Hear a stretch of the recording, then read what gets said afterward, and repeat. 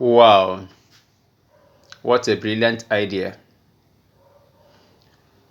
If you are a tiler, this is how you are going to manage to install tiles in that structure that is not properly squared to get the edge correctly. Just watch and see how he managed to install these tiles here.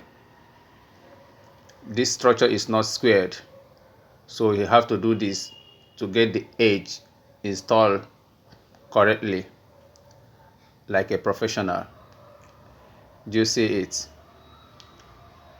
Some people will get it so difficult in installing tiles in this kind of area. Wow, this is beautiful. I love it. Do you see it now?